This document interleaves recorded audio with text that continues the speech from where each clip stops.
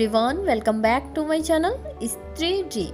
कैसे हैं आप सभी? उम्मीद करती हूँ आप सभी बहुत ही अच्छे होंगे, स्वस्थ होंगे, खुश होंगे एंड अपनी अपनी लाइफ में बहुत ही पॉजिटिविटी के साथ आगे बढ़ रहे होंगे। एंड आप सबकी पढ़ाई लिखाई भी बहुत अच्छी चल रही होगी। मैं भी ठीक हूँ और आज मेरे दिन की शुरुआत हुई थी सुबह के 5 बजे। आजकल वीडियो बनाने का मोटिवेशन बहुत ही कम आता है, इसलिए चाह कर भी मैं शूट नहीं कर पाती हूँ। मेरा मन होता है कि मैं आप लोगों से डेली गेट टुगेदर करूँ, बट पता नहीं क्यों चाहते हुए भी मेरे अंदर से जैसे पता नहीं क्यों ये सब जैसे पहले एक एक्साइटमेंट होता था कि नहीं वीडियो बनाना है, अब वो सारी चीज़ें आती ही नहीं हैं। जब बहुत सारे कमेंट्स आने लगते हैं तो फिर लगता है कि नहीं, ये भी एक फैमिली जैसा हो गया है। बहुत सारे लोग मेरा वेट करते हैं, बहुत सारे लोग मुझे कमेंट करते हैं, बहुत सारे लोग मुझसे बहुत सारी चीज़ें पूछते हैं। तो बहुत कुछ मैं आप लोगों को समझती हूँ एंड आप लोग भी अपनी लाइफ में मुझे भी थोड़ी बहुत इंपॉर्टेंस देते होंगे, तो इसलिए फिर कभी कभी लगता है कि नहीं, बना ही लेते हैं। फ़िलहाल चाहती तो मैं हूँ कि मैं डेली बनाऊँ, बट वही ना कि मुझे मोटिवेशन ही आजकल नहीं आता कि मैं वीडियो बनाऊँ। आजकल रात में मैं थोड़ा ज़्यादा देर तक जग लेती हूँ, इसलिए सुबह नहीं उठ रही हूँ 3-4 दिन से। और सुबह उठी मैं तो आज सुबह मेरा पढ़ने का मन नहीं हो रहा था, तो मैंने सोचा, मैंने दाल चावल भिगा कर रखा था इडली बनाने के लिए, तो उसका बैटर बनाया और बनाने के बाद मैं सारवी का टिफ़िन बनाने में लग गई। वैसे आज सुबह सुबह ही मौसम इतना अच्छा हो रखा है। कभी कभी मौसम देख कर ना अपने टाइम की याद आती है, जब सारवी को स्कूल के लिए रेडी करना होता है। जब हम लोग स्कूल जाते थे, कॉलेज जाते थे, तो बहुत सारी यादें मेरी ना ताज़ा हो जाती हैं और बहुत अच्छी फीलिंग आती है। और भी कोई है जो अपने बच्चे को स्कूल के लिए रेडी करता है और अपना स्कूल का टाइम याद करता है, सच में अपने आप ही फेस पर स्माइल आ जाती है। बहुत सारी अच्छी बुरी यादें होती हैं जो जैसे फिर से ताज़ी हो जाती हैं।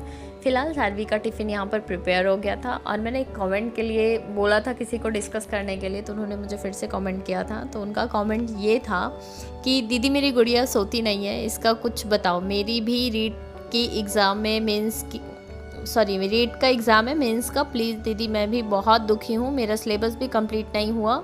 अभी टेंशन रहती है कि मेरे घर के हालात भी अच्छे नहीं हैं। प्लीज़ दीदी आपकी वजह से मेरा रीट प्री तो निकल गया, बट अभी गुड़िया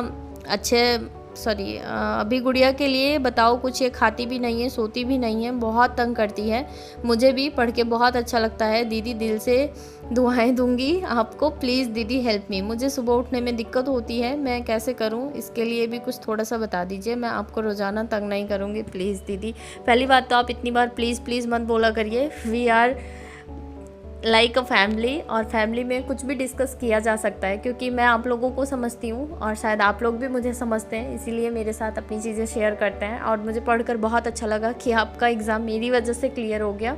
ये एक बहुत ही अच्छा मोमेंट होगा मेरे लिए कि किसी की भी जॉब मेरी वजह से अगर लग जाती है।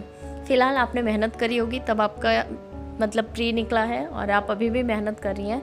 नो डाउट बच्चे के साथ पढ़ने में बहुत ज़्यादा मुश्किलें हम लोगों को फेस करनी पड़ती हैं। सेम मैं भी रूटीन बनाती हूँ ना, बट चाहकर भी वो रूटीन फॉलो हो ही नहीं पाता है, क्योंकि जब से बेबी हुआ है मुझे लगता है 5-6 घंटे कंटिन्यू कभी सोए नहीं होंगे। 3 साल हो गया, 3-3.5 साल कभी भी लगातार की नींद नहीं लिया है। 1-2 बार उठना ही पड़ जाता है एंड मेंटली प्रिपेयर होना पड़ेगा आपको, छोटा छोटा टाइम निकालना पड़ेगा, जैसे मैं निकालती हूँ। अब तो इस टाइम मैं सारी चीज़ें आप लोगों के साथ शेयर भी नहीं कर पाती, बट सच बताऊँ तो बहुत ज़्यादा प्रॉब्लम होती है। हमें लगता है ना, जब बच्चा छोटा रहता है कि थोड़ा बड़ा हो जाएगा तब चीज़ें स्टार्ट करेंगे, फिर जब थोड़ा बड़ा हो जाता है फिर लगता है थोड़ा स्कूल जाने लगेगा तब अच्छे से हो पाएगा। बट सच बताऊँ ना, जैसे जैसे एक्सपीरियंस करके मैं यहाँ तक पहुँची हूँ, ऐसा लगता है ना, जब सारवी छोटी थी तो बहुत ज़्यादा टाइम मैं निकाल सकती थी। इवन अब टाइम निकालने में बहुत ज़्यादा प्रॉब्लम होती है। और मैं सच बताऊँ ना तो इस टाइम ढंग से चाह कर भी पढ़ाई नहीं हो पाती है। टाइम देना पड़ता है बच्चों को, क्योंकि बच्चे बड़े हो रहे हैं। बच्चों को या तो कोई साथ में खेलने वाला हो या तो आपके साथ फैमिली रह रही हो। अगर आप अकेले सारी चीज़ें मैनेज कर रहे हो ना, तो आपके लिए बहुत ज़्यादा मुश्किल भरा है।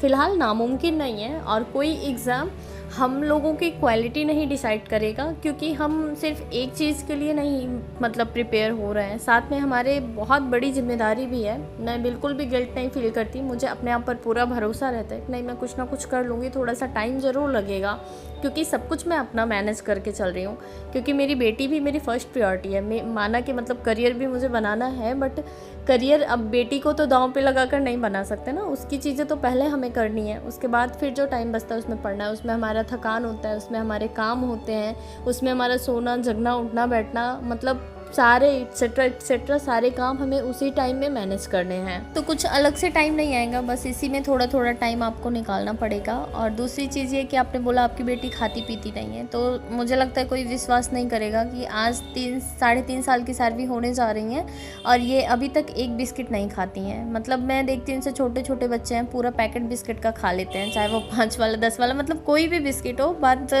छोटे बड़े की नहीं है। मतलब ये एक सिंगल बिस्किट नहीं खा सकती हैं खुद से उठाकर। मुझे इनको खिलाने पिलाने में इतनी प्रॉब्लम फेस करनी पड़ती है ना, मैं क्या ही बताऊँ।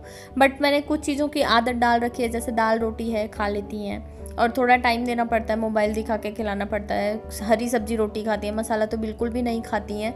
बाकी मैं देती इनको सब कुछ हूँ, जो भी मतलब मैं बनाती हूँ सारी चीज़ें बनाती हूँ, इनको खिलाऊँगी, सारी चीज़ें बताऊँगी। धीरे धीरे मैं आदत डाल रही हूँ।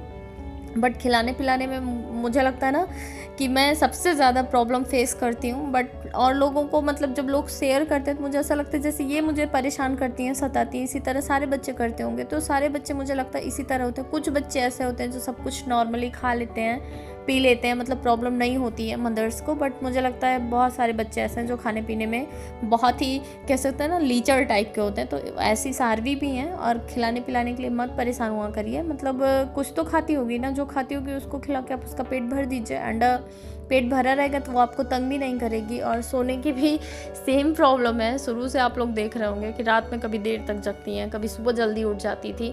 तो वो सब ना उनके हिसाब से ही मैनेज करना पड़ेगा। मैं कुछ भी मतलब शेड्यूल ना बनाई हूँ, और मैं आपको बता भी दूँ कि आप शेड्यूल बना लीजिए, बट वो शेड्यूल आपका काम करेगा ही नहीं।